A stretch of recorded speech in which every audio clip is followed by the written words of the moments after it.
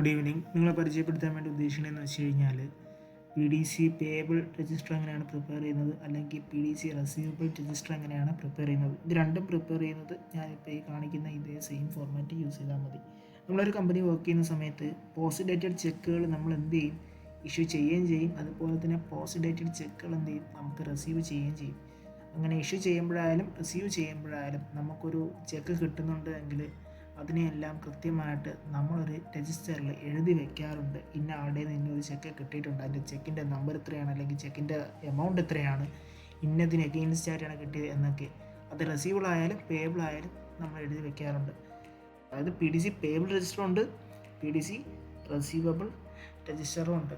Okay, ഇതിൻ്റെ അത് transaction date എന്ന് പറഞ്ഞ് കൊടുത്തിട്ടുണ്ട്. അതെന്താണ്, നമുക്കിപ്പോൾ ഒരു വ്യക്തിക്ക് ഒരു ചെക്ക് കൊടുക്കുന്നുണ്ടെങ്കിൽ അതിനൊരു ഡേറ്റ് ഉണ്ടാവുമല്ലോ. ഏത് ദിവസമാണ് ചെക്ക് കൊടുക്കുന്നത്, അതാണ് ഇവിടെ ട്രാൻസാക്ഷൻ നടന്ന ഡേറ്റ് ആയിട്ട് ഇവിടെ റെക്കോർഡ് ചെയ്യേണ്ടത്. അടുത്തത് ഏത് വ്യക്തിക്കാണ് കൊടുത്തത്, അടുത്തത് ചെക്കിലുള്ള ഡേറ്റ്. നമ്മളിപ്പോൾ ഒരാൾക്ക് ഒരു പോസിറ്റീവ് ചെക്ക് കൊടുക്കുന്നുണ്ടെങ്കിൽ ആ ചെക്കിലൊരു ഡേറ്റ് ഉണ്ടാവുമല്ലോ, ഡ്യൂ ഡേറ്റ് എന്ന് പറഞ്ഞുകൊണ്ട്. ആ ഡേറ്റാണ് എന്ത് ചെയ്യേണ്ടത്, ഇവിടെ മെൻഷൻ ചെയ്യേണ്ടത്. അടുത്തത് ചെക്കിൻ്റെ നമ്പറാണ്. അടുത്തത് എന്തിന് എഗെയിൻസ്റ്റ് ആയിട്ടാണോ ചെക്ക് ഇഷ്യൂ ചെയ്തത്, അതാണ് ഇവിടെ മെൻഷൻ ചെയ്യേണ്ടത്. അടുത്തത് ചെക്കിൻ്റെ എമൗണ്ടാണ്. നിങ്ങളിവിടെ കളേഴ്സ് ഇവിടെ ഗ്രീൻ കിടക്കുന്നുണ്ട്, ഇവിടെ വേറൊരു കളറാണ് കിടക്കുന്നത്, ഇവിടെ റെഡ് കിടക്കുന്നുണ്ട്. ഇതൊക്കെ ഞാൻ കണ്ടീഷണൽ ഫോർമാറ്റിംഗ് അപ്ലൈ ചെയ്തുകൊണ്ട് എന്ത് ചെയ്താണ് ഞാൻ സെറ്റ് ചെയ്ത് വെച്ചിരിക്കുകയാണ്. ഇവിടെ ഞാൻ ഗ്രീൻ മാറുന്നത് കാണിച്ചു തരാം. ഇപ്പോൾ ഞാൻ 15 കൊടുത്തിരിക്കുന്നതുകൊണ്ടാണ് ഗ്രീൻ മാറുന്നത് കിടക്കുന്നത്. ഞാൻ ഇനി അവിടെ ഒരു 11 കൊടുത്തു നോക്കട്ടെ, റെഡ് വന്നില്ലേ. കാരണം ഞാൻ ഓൾറെഡി അവിടെ കണ്ടീഷൻ സെറ്റ് ചെയ്ത് വെച്ചിട്ടുണ്ട്. <3 വരുവാണ് എങ്കിൽ എന്ത് വരണം, റെഡ് വരണം എന്ന് പറഞ്ഞൊരു കണ്ടീഷൻ അവിടെ സെറ്റ് ചെയ്ത് വെച്ചിരിക്കുന്നത്. അതുകൊണ്ടാണ് അവിടെ ഇത് മാറിയത്. ഇനി ഞാനൊരു 17 കൊടുത്തു നോക്കട്ടെ, കളർ മാറിയില്ലേ, അതവിടെ മാറിയിട്ടുണ്ട്. കണ്ട, ഓൾറെഡി ഇവിടെ കണ്ടീഷൻസ് സെറ്റ് ചെയ്ത് വെച്ചിരിക്കുന്നതിൻ്റെ അടിസ്ഥാനത്തിലാണ് ഇങ്ങനെ മാറിക്കൊണ്ടിരിക്കുന്നത്. അതുപോലെ തന്നെ ഈ ഒരു സെല്ലിന് വേറൊരു പ്രത്യേകതയുണ്ട്. =ടുഡേ എന്ന് പറയുന്ന ഒരു ഫംഗ്ഷൻ യൂസ് ചെയ്തിരിക്കുന്നതുകൊണ്ട് തന്നെ എല്ലാ ദിവസവും നമ്മൾ എക്സൽ ഷീറ്റ് ഓപ്പൺ ചെയ്യുന്ന സമയത്ത് നമ്മൾ പോലും അപ്ഡേറ്റ് ചെയ്യേണ്ട, ഓട്ടോമാറ്റിക്കായിട്ട് എന്ത് ചെയ്യും, സെല്ലുകളിൽ ചേഞ്ചസ് വരും, കളേഴ്സിൽ ചേഞ്ചസ് വരും, എല്ലാം ഇങ്ങനെ ഓട്ടോമാറ്റിക്കായിട്ട് നടന്നുകൊണ്ടിരിക്കും.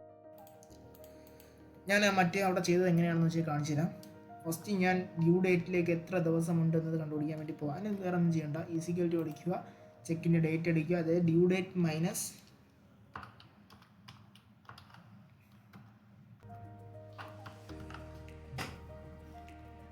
ബ്രാക്കറ്റ് ഓപ്പൺ ചെയ്ത് ക്ലോസ് ചെയ്തു.